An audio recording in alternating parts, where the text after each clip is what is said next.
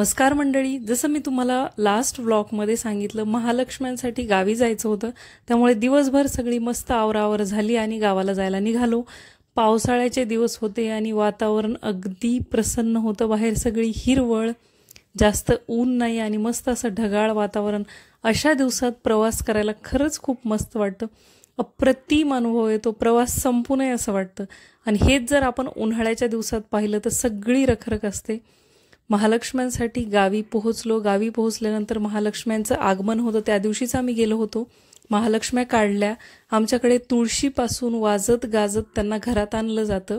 हळदी कुंकू लावलं, त्यानंतर वाजत गाजत घरात आणलं। कोण आलं? महालक्ष्मी आली, धनधान्याच्या पायी, लेकरा बाळांच्या पायी, गुरावासरांच्या पायी असं म्हणत म्हणत म्हणत मुख्य दरवाजातून आणून त्यांना देवाजवळ ठेवलं जातं। देवाजवळ ठेवल्यावर पहिल्या दिवशी त्यांना शेपूची भाजी आणि भाकरीचा नैवेद्य आमच्याकडे दाखवला जातो। त्यानंतर तयारी करून महालक्ष्म्या रात्रीच उभ्या केल्या जातात। नंतर दुसऱ्या दिवशी आपल्याकडे महापूजा असते।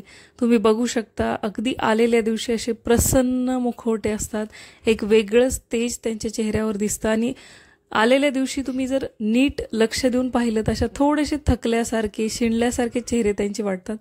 महालक्ष्म्यांची सगळी आवरावर झाली, मखर जे आहे ते फिट केलं, त्यानंतर त्याच्यामधलं सगळं डेकोरेशन आधी करून घेतलं।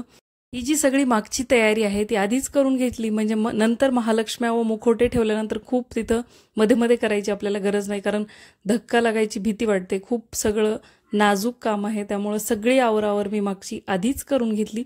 त्यानंतर महालक्ष्म्या उभ्या करायला सुरुवात केली। आमच्याकडे कोतळ्या आहेत, कोतळ्यावर मध्ये धान्य भरून त्यावर महालक्ष्म्या उभ्या केले जातात। जे हात वगैरे आहेत ते नंतर सुट्टे आपण त्याला पॅक केले जातात आणि मुखवटा ठेवून अशी छान साडी घातली जाते। तुम्ही बघू शकता, उभ्या केल्यानंतर किती सुंदर महालक्ष्मीचं रूप दिसत आहे।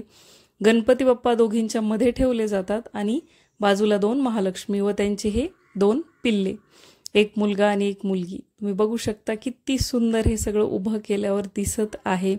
आणि ह्या ज्या सगळ्या थोड्या थोड्या जुन्या डेकोरेशनच्या वस्तू आहेत, ह्याच महालक्ष्म्यांना खूप छान दिसतात। एरवी जरी आपल्याला ते जुनं किंवा गावरान वाटत असलं तरी या महालक्ष्मीच्या सणाला त्याशिवाय सुंदरता येत नाही। तुम्ही बघू शकता, पूजेच्या दिवशीची हा मी व्हिडिओ काढला होता। अगदी सुंदर आणि प्रसन्न मुखवटे दिसत आहेत। डोळ्यात डोळे घालून पाहिल्यावर असं वाटतं या क्षणी त्या आपल्याला बोलत आहेत। इतके प्रसन्न मुखवटे, तेजदार मुखवटे दिसत आहेत। मस्त असं आमचं सगळं डेकोरेशन करून झालं होतं। आमच्याकडे घटसुद्धा मांडला जातो। दोन महालक्ष्म्यांच्या मध्ये जेवढी काय आहेत ती फळं ठेवली जातात। सोबतच भोपळ्याचा सुद्धा महालक्ष्म्याला खूप मान आहे, त्यामुळे भोपळा कंपल्सरी ठेवला जातो। घट आम्ही टाकला होता। पोळ्याच्या आधी आमच्याकडे गहू टाकले जातात, त्याचा घट महालक्ष्म्यांना ठेवला जातो।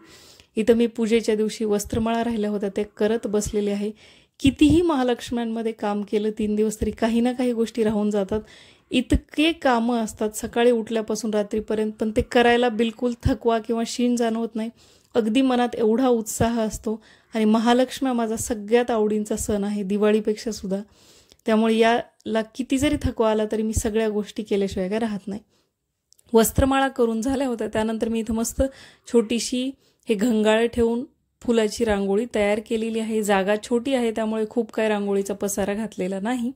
स्वास्तिक काढलं, या प्रकारे कलरची फुलं करायला मला खूप आवडतात त्यामुळे ती केली। अगदी झटपट जर रांगोळी काढायची असेल तर ही फुलं काढायला अगदी सोपी आहेत, दिसायलाही छान दिसतात। समया ठेवल्या होत्या, त्याच्या वाती लावून घेतल्या। तुम्ही बघू शकता रांगोळी काढल्यानंतर किती सुंदर सगळं दिसत आहे। आमच्याकडे महालक्ष्म्याला पुरणपोळी एवढाच फळ मुटका व दिव्यांना मान आहे। फळ मुटका व त्यावर आंबाड्याची भाजी ह्याचा खूप मान आहे, त्यामुळे फळ मुटके करून घेतले। त्यावरच दिवे सुद्धा लावले जातात। दोघींचे 5-5 किंवा 7-7 जशी प्रथा आहे तसे दिवे लावले जातात। सगळं आवरावर करून झाली, स्वयंपाक झाला, त्यानंतर या प्रकारे महालक्ष्म्यांचे पावलं मी उमटवले आहेत। हळदी कुंकाचे पावलं आमच्याकडे हे उमटवले जातात। तयार झाले, त्यानंतर महालक्ष्म्यांना केळीच्या पानावर ताट वाढायला घेतलं। दूध, तूप, आमटी, कढी, सोबतच 16 भाज्यांची ही मिक्स भाजी केली जाते। सगळ्या भाजीचा एक एक तुकडा यामध्ये खाल्ला जातो। भजे, सोबतच पुरणाच्या पोळ्या, कुरडई, पापड, भात, सोबतच बीटरूट, ककडी, गाजर, जे काही सॅलेडमधले पदार्थ अवेलेबल आहेत ते ठेवले जातात।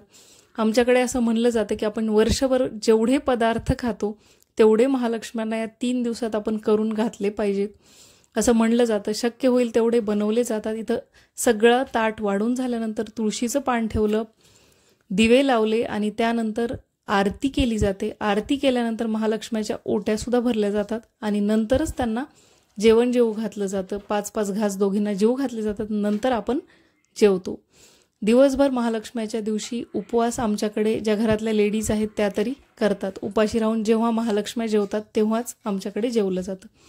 फळ मुटक्यावर आंबाड्याची भाजी ठेवून दिवे लावले आहेत। दोघींची ताटं वाढून झालेली आहेत। महालक्ष्म्यांना जेवण्यासाठी येण्याचं आमंत्रण सुद्धा दिलं आणि आम्ही त्यांची छान अशी आरती केली। 5 आरत्या आमच्याकडे केल्या जातात। महालक्ष्मीची आरती, दुर्गे दुर्गटभारी, गणपतीची आरती, पांडुरंगाची आरती आणि महादेवाची आरती। तुम्ही बघू शकता सगळे ताट वाढून झाल्यानंतर अगदी प्रसन्न वातावरण घरात होतं। गाईगुरं येण्याच्या वेळेला 6:30 ते 7च्या मध्ये आमच्याकडे दरवर्षी पहिल्यापासून आरती केली जाते। त्याच वेळेला आम्ही इथं आरती केली। 3 दिवस महालक्ष्म्या आपल्याकडे असतात, पण हे 3 दिवस कसे निघून जातात हेच कळत नाही। त्यांच्यासमोर बसून निवांत बघायला सुद्धा वेळ भेटत नाही। पहिल्या दिवशी आल्याची आवराआवर किंवा महालक्ष्म्या उभ्या करायच्या असतात, दुसऱ्या दिवशी सगळी पूजा व नैवेद्य, तिसऱ्या दिवशी गाठी घेतल्या जातात आमच्याकडे। गाठी घेणं म्हणजे काय तर हळदी कुंकवाचे दोरे तयार केले जातात। त्यामध्ये पान, सुपारी, खारीक, खोबरं, झेंडूच्या फुलाचं पान, तुळशीचं पान, जेवढे काही पानं आपल्याला मिळतील किंवा फुलं मिळतील 11 किंवा 21 त्याच्या गाठी मारल्या जातात। 5 जणींना हळदी कुंकवाला बोलवलं जातं, त्यांच्या डोक्यावर त्या ठेवून त्यांची पाठवणी केली जाते। त्या दिवशी नैवेद्याला आमच्याकडे निवारग्या केल्या जातात। सगळ्या जणी एकमेकींकडे हळदी कुंकवाला जातात। त्यानंतर महालक्ष्मी विसर्जित केली जाते, म्हणजेच मुखवटे काढून ठेवले जातात। सगळीकडे आम्ही हळदी कुंकवाला जाऊन आलो, तिथल्या महालक्ष्म्या पाहिल्या आणि जड मनाने पुढच्या वर्षीपर्यंत त्यांना निरोप दिला। चला मी भेटते पुढच्या व्लॉगमध्ये, तोपर्यंत बाय।